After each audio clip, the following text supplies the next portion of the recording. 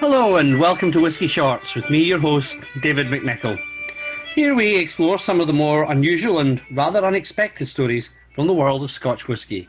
And today we turn our attention to Edradour and its incredible association with organised crime in the United States.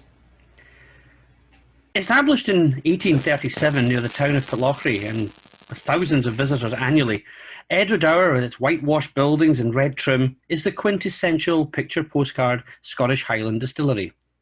And given its unassuming location, nestled among the hills of Perthshire, you could be excused for thinking that this quiet place is a forgotten time capsule, taking us back to the days of the old farmers making mountain moonshine. But you would be wrong. For the best part of 50 years, Edradour was owned by the New York Mafia. During the first decade of the 20th century, rapidly growing neighbourhoods of New York were home to immigrants from every corner of the globe, among them the Irish and the Italians, who would compose many of the gangs that would come to dominate the great city. Places like the Lower East Side, Hell's Kitchen, Little Italy, and Brooklyn were rough and ready, and you had to be tough, very tough, to survive. Only those who were willing to go that extra mile, be that little bit more ruthless, and that little bit more bloody, would rise to the top.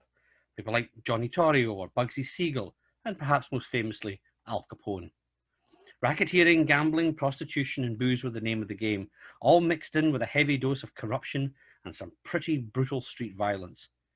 The Irish controlled much of the west side of Manhattan, and the Italians the east, with the Jewish gangsters acting as assassins for both.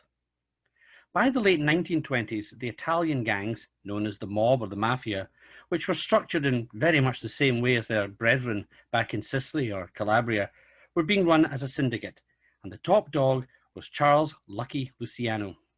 Aided by his lieutenants, Meyer Lansky, Vito Genovese, and Frank Costello, Luciano, a man who could put Capone in his place, had turned the syndicate of 5 families into a business, and a business worth millions.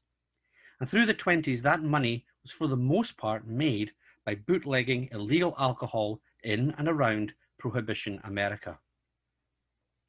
The 18th Amendment in the Volstead Act that followed was meant to wipe out the scourge of drunkenness and rid the streets of crime. But as Luciano himself said, if the people want something they can't get, and we have plenty of it, we'll give it to them and shovel in the dough.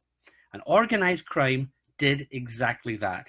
And Prohibition ushered in the lawlessness of the blood-soaked gang wars, the moonshiners in the hills, corruption at all levels, and many places, such as Chicago and Detroit, brutal mob rule.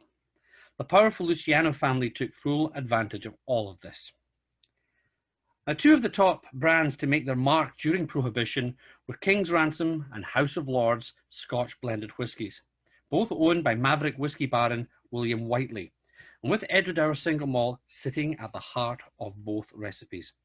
Born in 1861 in Yorkshire, Whiteley had worked for a number of smaller houses in Edinburgh before setting up a business by the name of J. G. Turney and Sons.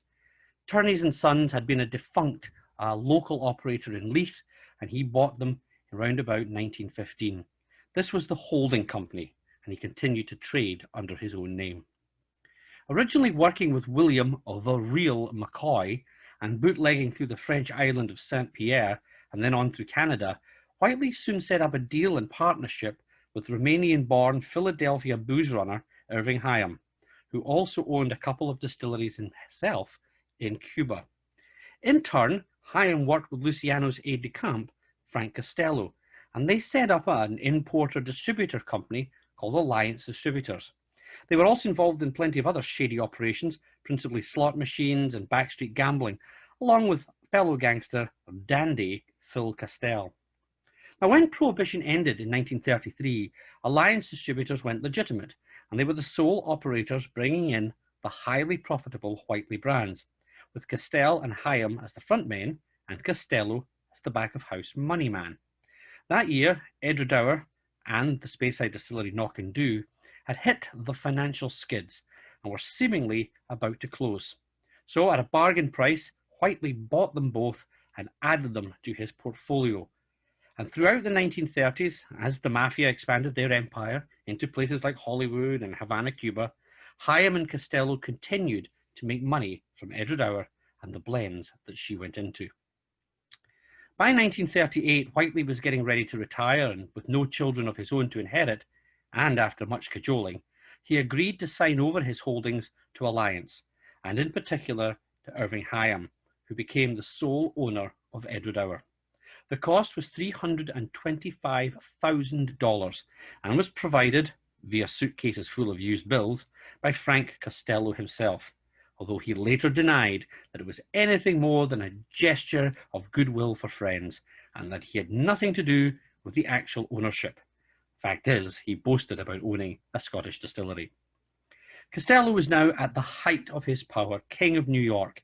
Luciano was serving a 50-year prison sentence for running a huge prostitution racket, and the second in command vetoed Genovese in self-imposed exile in Italy after killing his lover's husband and then marrying the widow. The man who would be the inspiration for the Godfather's Vito Corleone, Frank Costello, was now the top man in New York. But with power comes attention, and in due course Costello would face several Senate hearings and inquiries, and indeed would spend time in jail for perjury in front of the Grand Committee set up in 1950. Genovese also returned, and looking to gain power, had Costello shot at point-blank range in the head. Incredibly, the mobster survived, but realizing the jig was up, he retired, and he lived out his days in Manhattan's Upper East Side, and he died of a heart attack in 1973, aged 82, and yet he retained this reputation as the Prime Minister of the New York underworld. Hyam, who had managed to dodge more than one bullet, both real and figuratively, during his long life, having never been convicted of anything during his many decades as a professional criminal, also saw out his days in quiet obscurity, and he died in 1977, still the legal owner of Edradour Distillery. After his death, William Whiteley and Company was sold and dissolved, and Edradour was first purchased by an Australian consortium, and then in 1982 by French drinks giant Pernod. In 1986, they released the first ever distillery label Edradour, 10-year-old single malt, and the fortunes and reputation of this tiny farm distillery, with a checkered and very colourful and now almost forgotten past, have grown ever since. Now, this is just one of many stories that pepper the history of Scotch whisky. If you're interested and want to find out more about some of the background and the origins of, say, the names of distilleries and where they come from, please check out my book, The Language of Whisky, which is available on Amazon. Thank you very much, as always, for your time. Slán